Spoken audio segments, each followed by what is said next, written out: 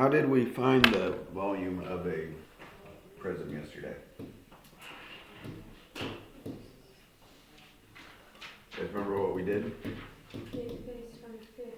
Yeah, area of the base, so whatever the base is depends on what you have to do, but if it's like a rectangle, you just do length times width. And then you do that times the height of the prism. And if it was a cylinder, since the base is a circle, we did pi r squared times the height. Okay, today, instead of prisms, we're doing volumes of pyramids. Pretty similar. Instead of cylinders, we're doing volumes of cones. So pyramids and cones, they both come up to a point. And instead of, it's actually not, it's kind of easy again, not kind of like yesterday. Instead of just base times height. Now the height of the pyramid would be like the vertical line. Darn it, get out of there. How did I write a B and it became a 1 and a 3? Alright. Anyway, it'd be like this line that goes to the middle. Kind of hard to see what's going on there. Sloppy Joe. But yeah, it's instead of area of the base times the height, like a prism, it turns out that it's going to be 1/3 of the area of the base times the height. So you could plug in times 1/3 today, or you could do multiplying by 1/3 is like what? Dividing by 3. So it might be easier just to divide by 3. And so if that's true about a pyramid, guess what's true about a cone?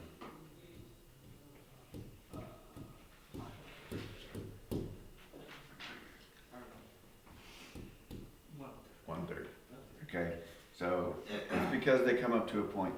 When they're heading to a point, it's going to have less volume than a cylinder of the same height and radius, because it's, caving in. And it turns out, I don't actually know how they figured this out, but it turns out it's exactly 1/3 of the cylinder's volume, or 1/3 of the prism's volume. So it's same as yesterday, except for we're dividing by 3. Dividing by 3. Just don't forget that part. We're on page 431.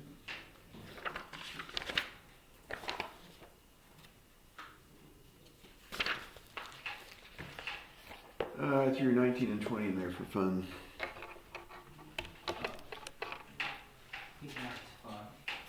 Oh yeah, you guys are going to have a blast.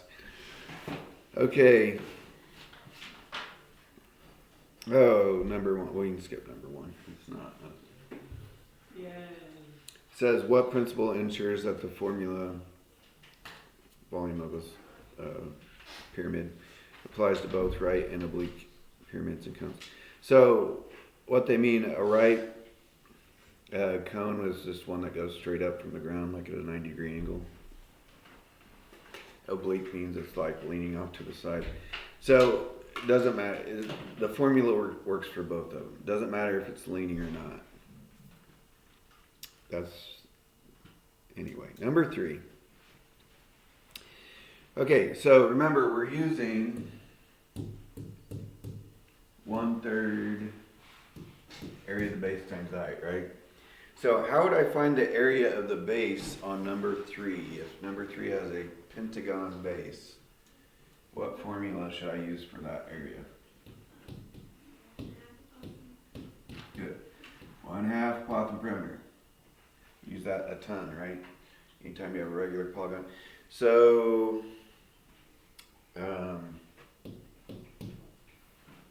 just a little more specific formula that I'm going to use for number 3, because the base is a regular polygon. So we're going to do 1/3 times 1/2 times the apothegm, 7, perimeter, what would the perimeter be? Or how would we find it? Yeah, 10.2 times 5. Ava says that's 51, so let's go ahead and plug that in. And then the height of the pyramid is 24.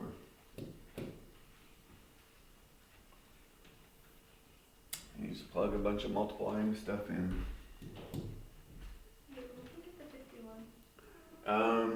That is for the perimeter, which is 10.2 times 5. And if you just plug in times 10.2 times 5 right there, that would still work. You know what I'm saying? Like we didn't have to figure out it was 51 right there. We could have just plugged in times 10.2 times 5. All right, and the book says that comes out as 1428 millimeters cubed. I do want to see this formula stuff, like what you guys are plugging in on your paper. Number 5. What shape is the base of number 5?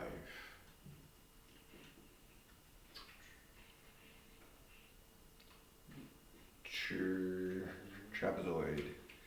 How do we find the area of the trapezoid base?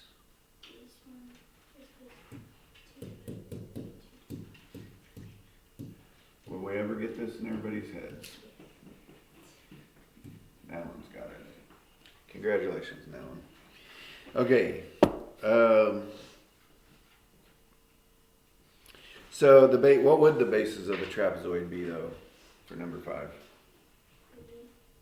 3 and 4.2. Right, 3 and 4.2. It's the parallel sides are the bases of the trapezoid. So anyway, instead of this 1/3 base times height, it's basically 1/3 this thing. That's the area of the base. Times the height of the pyramid, which is 4. So, depending on what the base is, there's a bunch of different formulas you might have to plug in for the big B. Okay, 3, 4.2.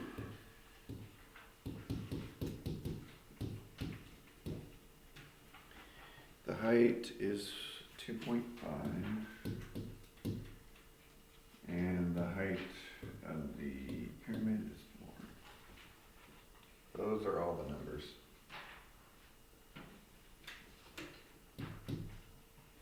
I could have, instead of putting divide by 2, and this is how the book does it, I could have put times 1/2 and then base plus base. 3 plus 4.2. This is another way to write it.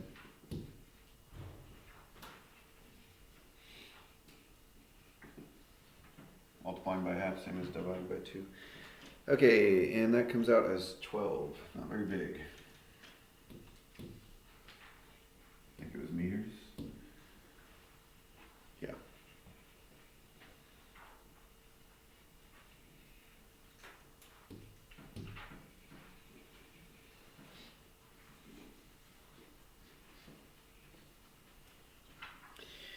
All right, number 7. Find the volume of a 35-inch tall pyramid whose base is a rhombus with diagonals 24 and 29. This came up yesterday. How do we do a rhombus? Diagonal times diagonal divided by 2. So on number 7, that would be 24 times 29 divided by 2. That's the diagonal base. Or diagonal base. That's the rhombus base. Then we're going to do that times the height of the pyramid. And what did I forget? 1/3. The 1/3. I'll just throw that up here again. Don't forget, on pyramids and cones, when it comes up to a point, you have to divide by 3 for volume. Or times 1/3.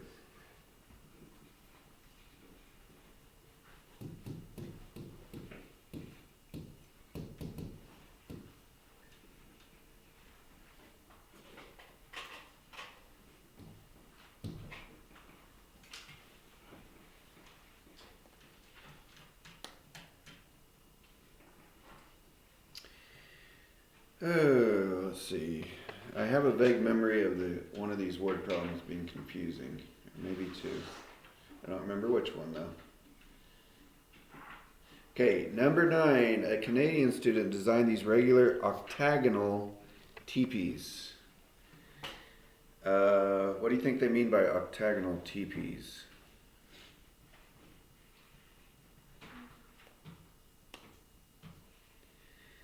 That would mean the base of the teepee is an octagon. As unique packaging for herbal teas. What volume of tea can each package hold? If the pyramid is 6 inches tall and the base has an apothem of 1.2 inches and a perimeter of 8. So, anyway, it's a pyramid. So we're going to do 1/3 area of the base. How am I going to find the area of the base? It's an octagon, so 1/2 apothem times perimeter times the height of the pyramid. So let's plug these numbers in. So the apothem, they said, is 1.2 and the perimeter is 8. They just told us. Usually they don't tell us the perimeter. We have to find it ourselves. But yeah, this was not the tricky one. The height of the pyramid is 6.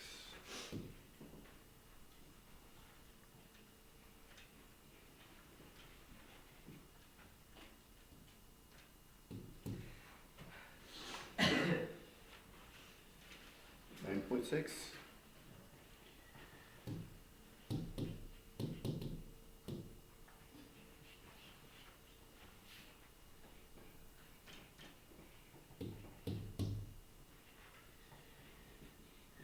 Number 11. How tall is the pyramidal packaging for pasta? Okay, so what's different about 11 if it's saying how tall is the pyramid? Okay. Well, they're not asking us for the volume. They're telling us the volume, and we're going to have to work backwards to figure out how tall it must have been. So we're going to use a little bit of algebra here. So I'm going to set the volume formula equal to the volume that they give us, and then solve for the missing variable, the height. Okay, each side of the square base measures 6. So let me draw a little picture here. It's just a normal square pyramid. So 6, 6. We do not know the height. Kind of hard for me to draw the height. I'll put it over here like that. But we do know that the volume of the packaging is 108. So how would I find the volume of this pyramid? 1/3 times area of the base. What would the area of the base be here?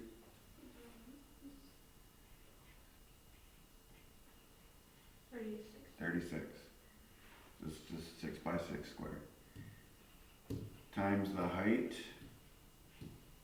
of the pyramid, which we don't know, equals the volume of the pyramid, right? Which they told us is 108. Okay.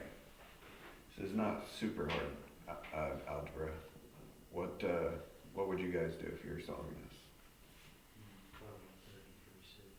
Yeah, I'd probably combine these two first. You guys know what 1/3 of 36 is? It's like 36 divided by 3. And how do we solve this for h?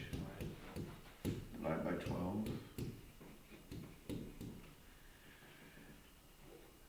Yeah. 9. I'm doubting you guys remember your 12s that well. Yeah, the height would be 9. How should I label this if we're doing inches? Inches, inches squared, or inches cubed?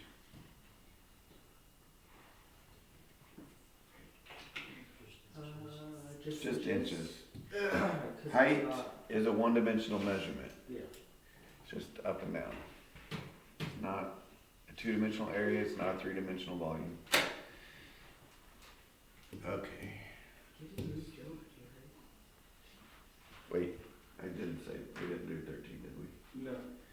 Alright.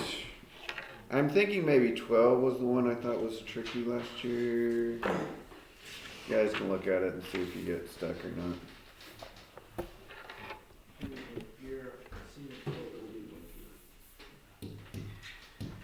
Okay, I don't want to try and draw that. How could we find the volume? Number 19. Let's see if I can do a decent drawing. Let's make it big. And I'll let that go.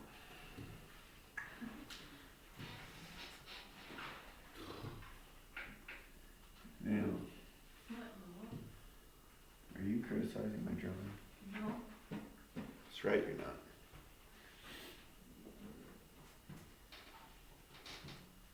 They put it sticking out above. Whatever. I guess that would be dotted, wouldn't it?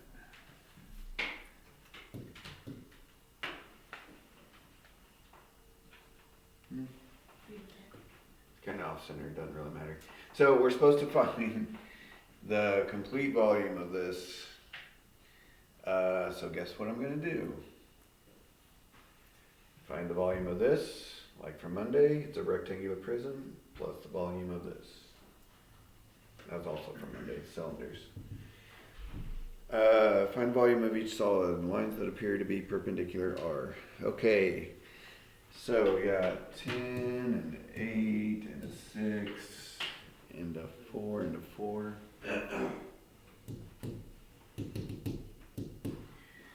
Yeah, so, gosh, I never get those angles right. Why?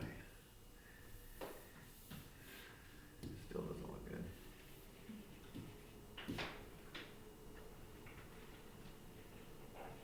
Oh, who cares? Okay. How would I find the volume of this rectangular base? I mean, I shouldn't call it that. The rectangular prism on the bottom. Right. Remember, it was really easy. It's just like 10 times 8 for the bottom and then times 6 for the height. So you just multiply those together. 10 times 8 is 80. 80 times 6 is 480. And we were talking about centimeters. Okay. And we also need the cylinder.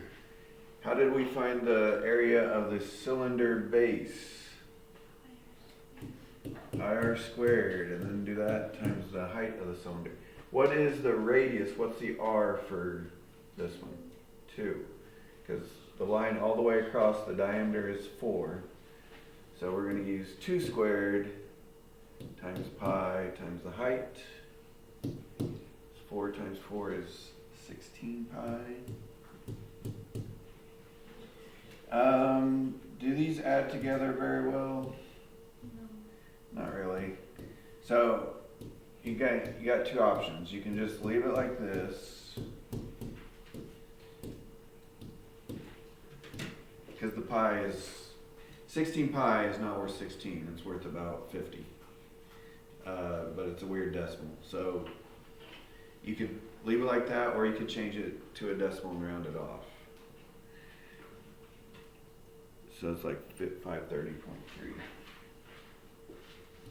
But I always stop with the not decimal answer.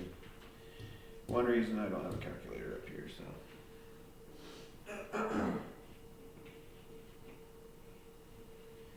We'll just say that's the answer.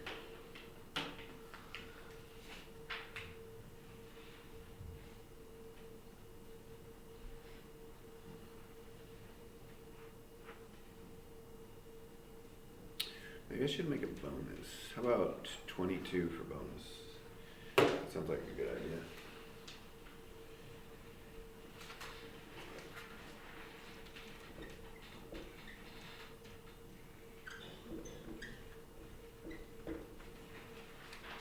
Alright, 22 for bonus.